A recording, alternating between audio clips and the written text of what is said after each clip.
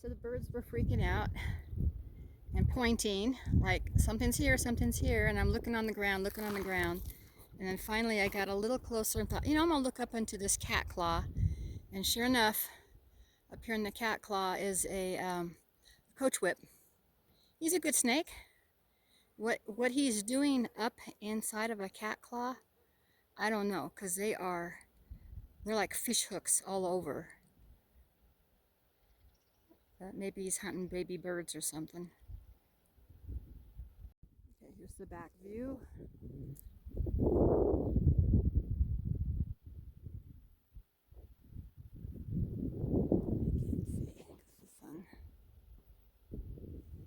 Hopefully he's not like stuck there, wrapped inside the pricklies.